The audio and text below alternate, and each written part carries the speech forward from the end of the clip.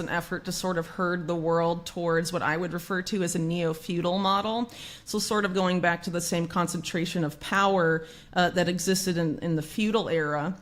or the dark ages of Europe, as it were, where you sort of have kings and you have sort of their enforcer class, and then you have a large serf underclass, and that the goal is to have basically those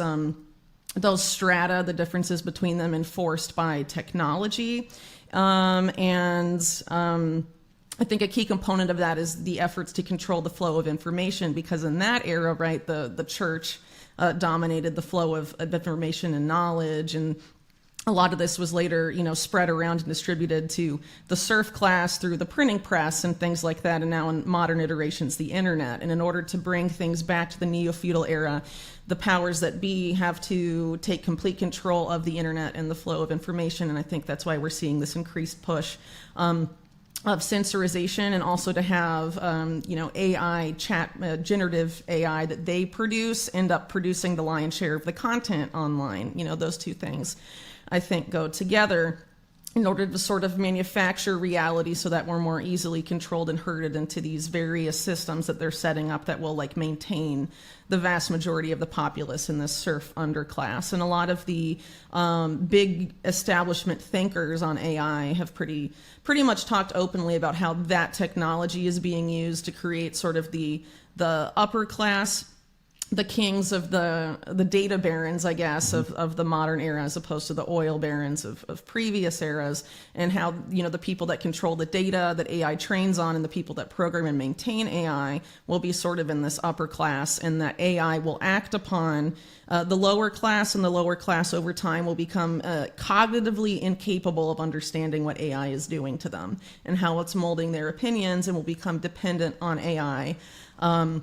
for everything, and will not really be able to function without it, or even make their own decisions and know their own preferences without it. And this was laid out by people like former Google CEO Eric Schmidt, Henry Kissinger, figures of that variety, openly talking about how this is where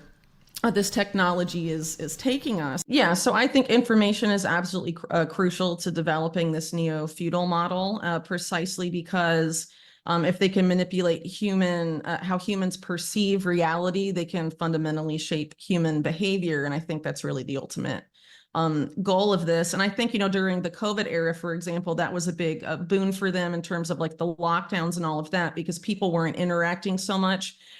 with the real world. They were instead interacting with the online world chiefly, which they can manipulate more effectively and essentially create realities that don't necessarily exist, and convince people that that's what's happening, and manipulate trust also. And as I'm sure you and your audience are aware, the big theme at the World Economic Forum for the past several years, including this year, has been rebuilding trust, and how to claim trust or reclaim trust among the people who have sort of, to varying extents, gotten wise to this essentially big power grab that's happening on the part of the elite right now. So narrative management is a big part of it. And the internet has been an issue for them in that regard, in terms of allowing whoever, anyone to publish information or read, and for people to read that information, hence the increased efforts to not just censor, but also have them through AI produce the lion's share of content. And I think it's been said now that ChatGPT and generative AI like it is going to be responsible for 90% of content online by 2025, which is, a year from. And then the other factor here in terms of the AI era in which we are stepping into is the potential for AI generated people to say things they didn't actually say, or for events, through this whole deep fake thing, to suggest that, certain realities exist when in fact they do not, which is,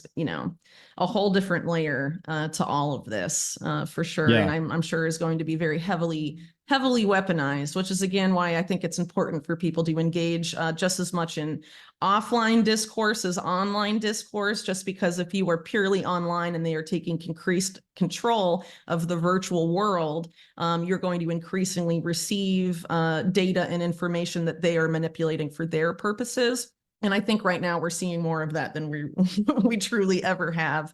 So, Yeah. being offline and engaging with people and seeing how things really are outside of the online world, I think is more important than it's ever been. They have very individualized profiles on people that in part have been produced by AI and some of these big data mining firms that work for intelligence agencies like Palantir. And the goal of that is to basically the military and all of these groups,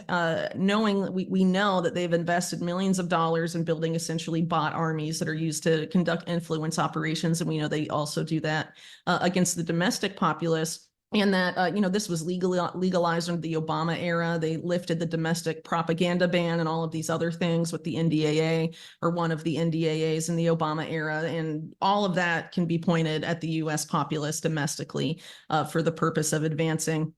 what these guys say is in the US's national interest, but increasingly it's in, either the deep state or the power elite's best interest, which tends to be from preventing any sort of real change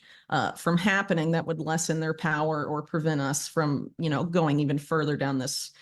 path that we are on. So, I definitely think it's, open season for psyops in a way it never has been. And what I worry too, in this particular sphere, is that there's an increased effort because of their efforts to regain trust. What they're seeking to do is sort of to co-opt or use or lend people that don't deserve it anti-establishment clout, so that they can essentially act like they're going to deliver the change that people want. But they'll be delivering the same policies that their political bases are against, whether that's digital ID or programmable surveillable money, or things of that nature, while claiming that they're against those things. As an example, with like central bank digital currencies, there's also a dual effort by commercial banks to issue commercial bank digital currencies, which are also CBDCs under the names of deposit tokens or bank issued stable coins. And so, maybe figures like Trump and Ron DeSantis and some of these other figures have, said, if we're elected or in power, there will be no central bank digital currency. But are they against, JP Morgan issuing, deposit tokens or stable coins that are just as programmable and surveillable as what, the central bank could issue? And is that really any better for prosperity and liberty of Americans? Is it better to be surveilled by Wall Street and have them program your money than it is to have the Fed? Quite frankly, not, especially when you consider that people like Jamie Dimon, for example, have come out on record saying they think private property should be seized in order to meet, UN climate goals and things of that nature. It's really ultimately the same thing at the end of the day. And so I think we're going to see, various efforts to try and herd people into the same system. But in order to have that happen, they have to convince people that the initiatives they're supporting are actually against this control grid.